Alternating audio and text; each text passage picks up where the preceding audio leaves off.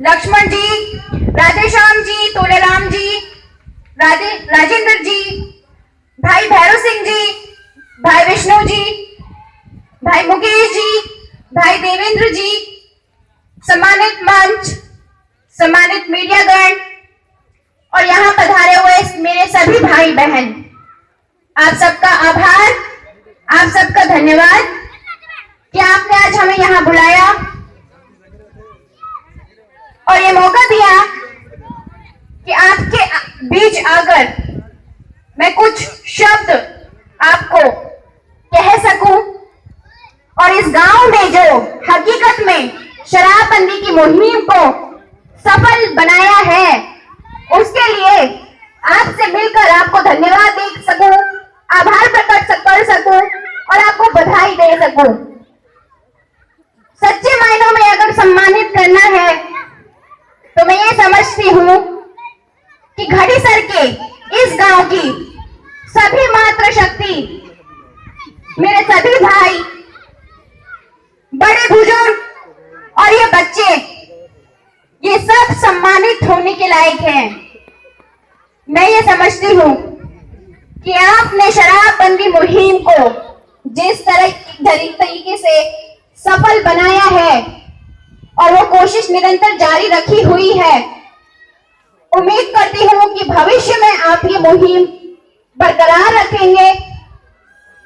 आपका सबका साथ, आप सबकी एकता, इसने मुझे हौसला दिया है और मेरे संगठन को मजबूर किया है आप सबसे रूबरू होने का, प्रत्यक्ष रूप से मिलने का।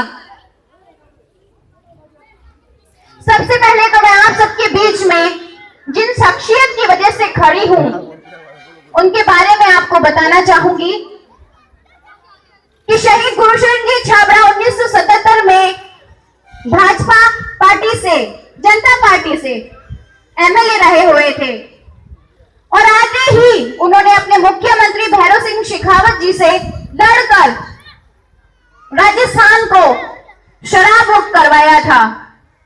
राजस्थान में जो शराबबंदी 1977 में हुई थी वो शहीद श्री गुरुशरण छाबड़ा जी की वजह से हुई थी।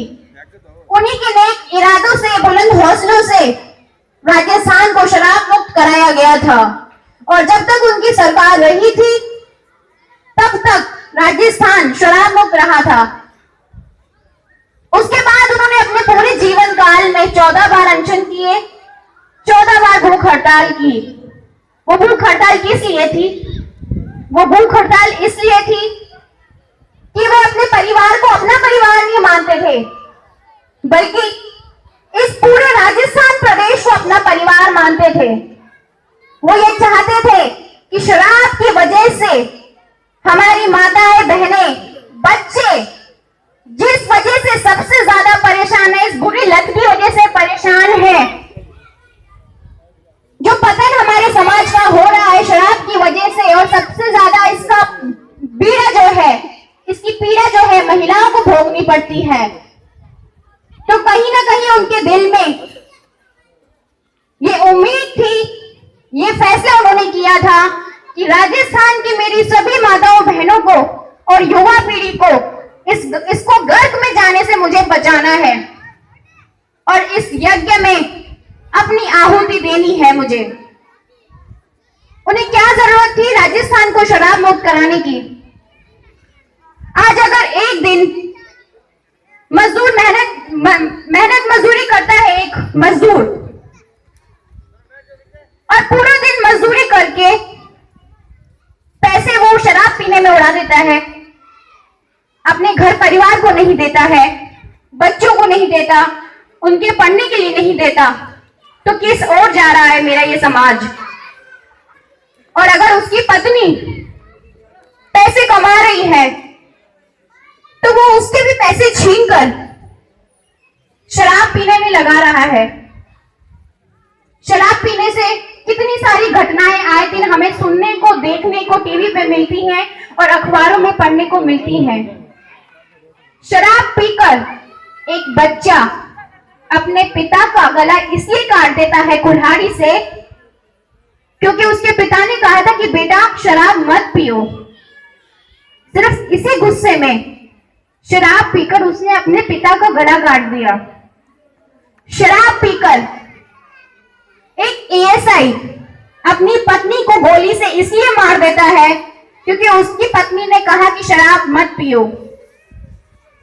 शराब पीकर 2.5 से 3 साल की बच्चियों के साथ में इतने भयानक हादसे होते हैं कि मैं उसके बारे में ज्यादा कहना मुनासिब नहीं समझती, क्योंकि शराब जो है ये जहर से भी ज्यादा खतरनाक है। जहर एक इंसान को मारती है और शराब पूरे समाज को, पूरे परिवार को, पूरे देश को खत्म करती है, बर्बाद करती है। ये है शराब। कल ही अभी एक मेरे पास एक मैसेज आया, एक व्यक्ति ने पीड़ा लिखी कि मैं रास्ते से जा रहा था तो एक बच्चा रो रहा था।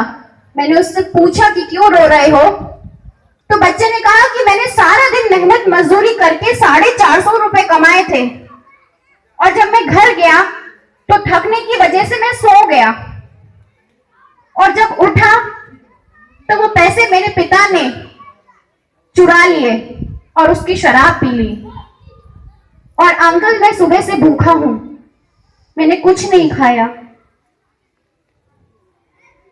ऐसे वाक्य हैं कि अगर एक बच्चा अपना घर चलाने के लिए सारा दिन मेहनत मजदूरी कर रहा है तो ये शराब किस तरीके से जिंदगियों को बर्बाद कर रही है। और सबसे ज्यादा आभार तो मैं आप सबका प्रकट करूंगी, आप सबको धन्यवाद दूंगी, आप सबको नमन करूंगी कि आपने अपने गांव में जो ये प्रावधान, जो ये नियम लागू किया है कि अगर कोई शराब पिएगा तो उसे जुर्माना देना पड़ेगा, तो मेरे ख्याल से ये बहुत अच्छी पहल है। और आपसे बहुत सारे गांव आज के बाद सीख लेंगे, क्योंकि मैं जयपुर जाकर और जिस जगह मैं जाऊंगी पूरे राजस्थान में घरसरी गांव की जरूर बताऊंगी इस बारे में कि यह भी एक गांव है जो शराब मुक्त है और हमेशा रहेगा। अभी कल परसों मैं गांव भांडोड़ी गई थी और गांव पूर्णखर गई थी। वहां पर भी आप ही की तरह शराब मुक्त गांव है वो। वहां पर कोई भी गांव वासी किसी को शराब पीने ही नहीं देता और वहां पे तो आजादी के पहले से ही उन्होंने लड़ाई लड़ी है और कोई भी ठेका खुलने ही नहीं दिया। वो लड़ाई उनकी आज तक जारी है और हमेशा जारी रहेगी, ये वादा उन्होंने मुझसे किया है। तो मैं आप सबसे भी यही वादा लेना चाहूंगी कि आप सब भी जिस तरीके से आज तक लड़ते आए हैं, इस नियम को लागू किया है, आगे भी इसे जारी रखेंगे। क्या आप सब ये मानते हैं कि शराब से हमारा समाज, हमारा परिवार बर्बाद हो रहा है? आप सब ये मानते हैं? आवाज नहीं आ रही किसी की भी, क्या